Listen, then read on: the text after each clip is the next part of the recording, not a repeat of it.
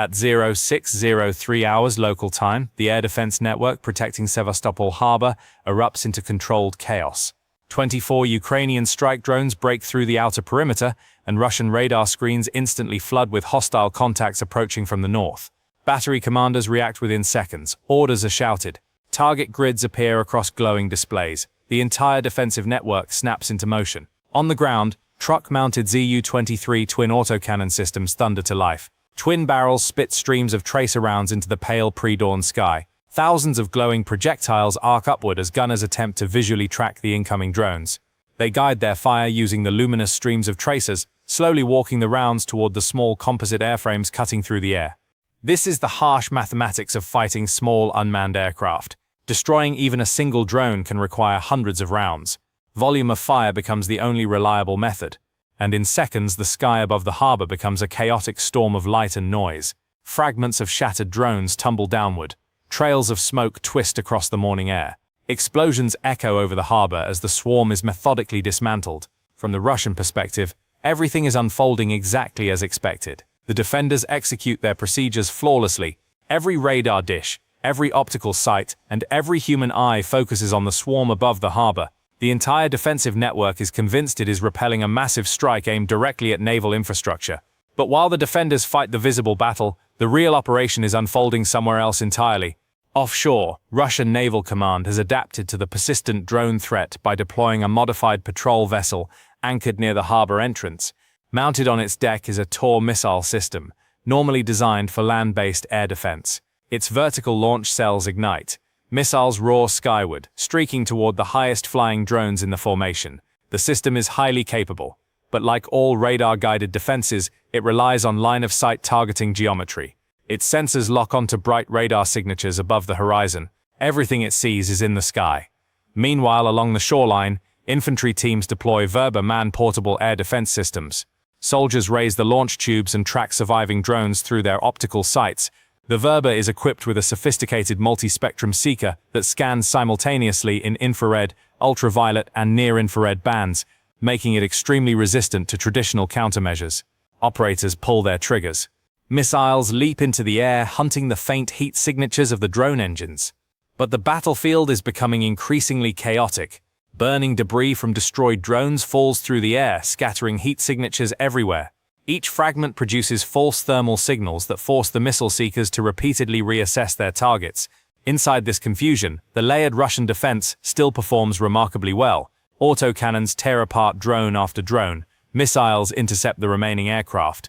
Within minutes, the visible swarm is nearly gone. At the same time, Russian electronic warfare units unleash a powerful invisible counterattack. Broad-spectrum jamming systems blanket the entire sector with electromagnetic noise. GPS signals collapse. Control links degrade, several Ukrainian drones lose navigation entirely and tumble into the sea.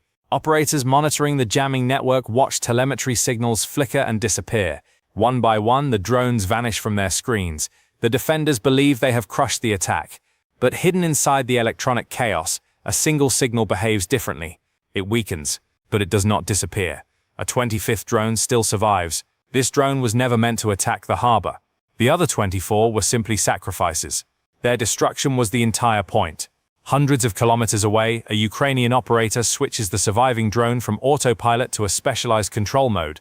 The aircraft drops to an extremely low altitude while its communication system shifts to a narrow-beam frequency-hopping link designed specifically to survive heavy electronic suppression. The relay antenna tightens its focus. The control signal stabilizes, barely. The video feed is distorted and delayed, but the operator maintains partial control. The drone survives not because it is stronger than the defenses around it, but because it is flying somewhere those defenses cannot see. 2 days earlier, Ukrainian forces had executed a precision strike against a panzer foes, one air defense system responsible for covering low-altitude threats in this exact sector.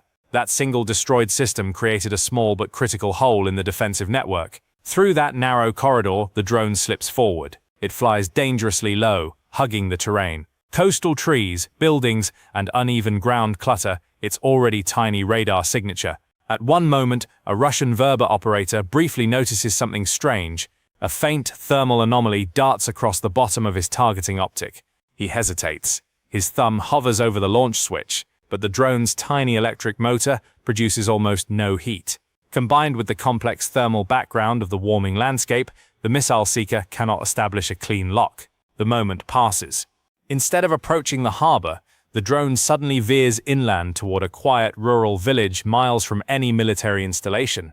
There, just above the tree line, it begins to circle, waiting.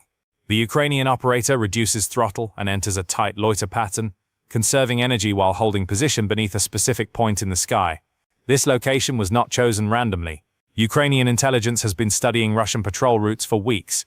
After every major drone attack on Sevastopol, Russian naval aviation launches a Ka-27 patrol helicopter from the nearby Katchcha airfield to sweep the coastline for naval drones. The drone is now waiting directly beneath that flight path. The operator must hold position for 40 minutes. Every passing minute drains the small lithium polymer battery. Through the degraded video feed, the operator monitors intercepted radio traffic, confirming the destruction of the swarm and, more importantly, the imminent launch of the patrol helicopter. Finally, the helicopter lifts off. At Katchcha airfield, the Ka-27 rises into the freezing morning air, its twin rotors beating heavily against the sky.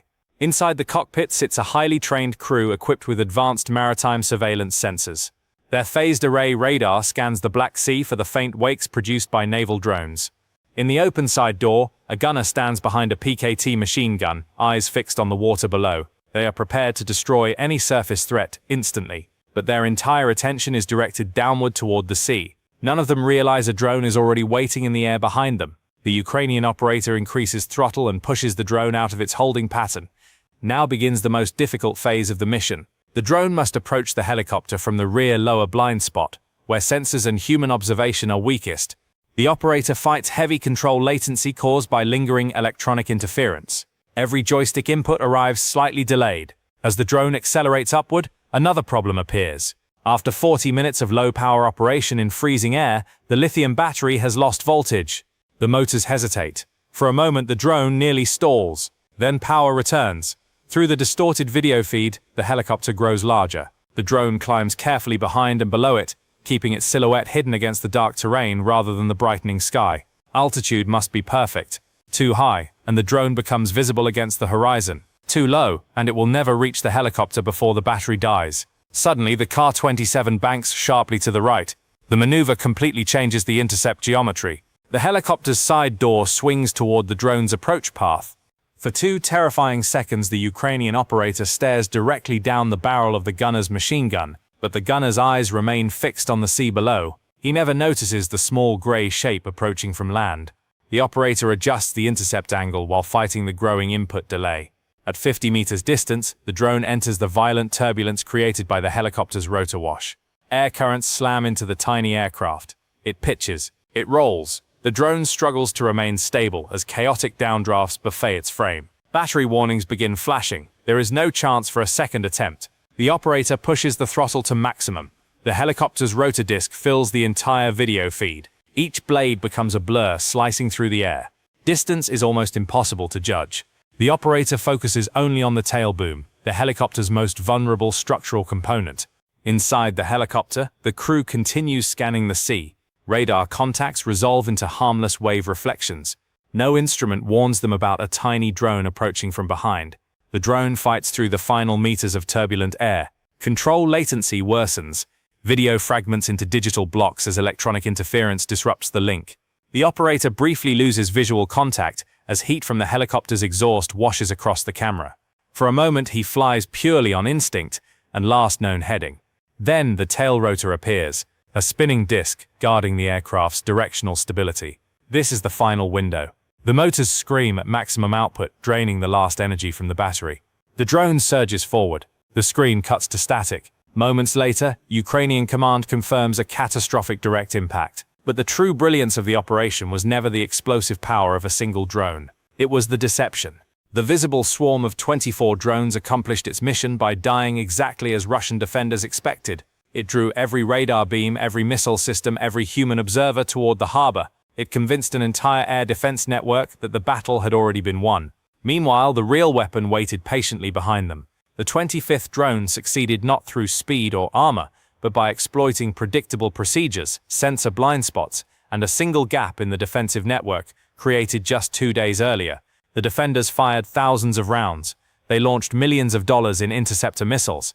They flooded the electromagnetic spectrum with jamming energy, all while the actual weapon quietly waited in the cold sky. When the impact occurs, the Russian patrol network descends into confusion. Radio calls to the helicopter go unanswered. Controllers at Katchcha airfield attempt contact across multiple frequencies. The aircraft's transponder signal disappears from radar within seconds. For several minutes, no one understands what happened.